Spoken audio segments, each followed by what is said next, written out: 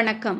IPL 2025 சீசனில் Rajasthan Royals அணிக்காக ஆடி அனைவரையும் கவர்ந்தவர் 14 வயது சிறுவன் வைபவ் சூரியவன்சி. அசத்தலான ஆட்டத்தால் பலரையும் வியக்க வைத்த இவர் 1.1 கோடி ரூபாய்க்கு ஏலத்தில் எடுக்கப்பட்டார் என்பது கிரிக்கெட் ரசிகர்கள் அனைவருக்கும் தெரிந்த தகவல். இந்நிலையில் வைபவ் சூரியவன்சி CBSE 10ஆம் வகுப்பு பொதுத் தேர்வில் தோல்வியடைந்தார் என்ற செய்தி சமூக வலைதளங்களில் பரவி பலரையும் குழப்பத்தில் ஆழ்த்தியது. மேலும் BCCI அவரது மதிப்பெண் சுருக்கத்தால் மீண்டும் கணிக்கப்பட மறு கூட்டலுக்கு விண்ணப்பித்தது எனும் தகவலும் இணையத்தில் வலம் வந்தது.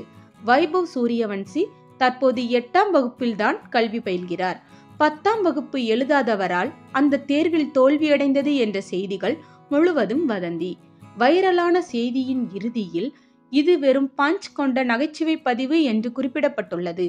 ஆனால் அதை சரியாக படிக்காத பலரும் அதை உண்மை என்று நம்பிவிட்டனர். இந்த செய்தி எப்படி வைரலானது?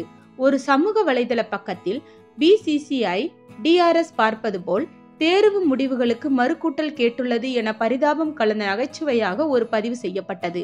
இதில் வைபவ் சூரியவன்சி கிரிக்கெட்டில் கவனம் செலுத்தியதால் தேர்வில் தோல்வி எனவும் BCCIக்கு அதிர்ச்சி எனவும் கற்பனை கூறப்பட்டது.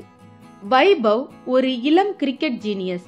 ஆனால் அதே நேரத்தில் பள்ளி கல்வியையும் புறக்கணிக்கவில்லை. அவர் கிரிக்கெட்டில் பயணிக்கும் போது பள்ளி நிர்வாகம் தனிப்பட்ட வகுப்புகள் மூலம் கல்வியை தொடர்ந்து வழங்கி வருகிறது. இதன் மூலம் வைபவ் கிரிக்கெட் என்றும் கல்வி என்றும் இரண்டிலும் சமநிலை பேணி வருகிறார்.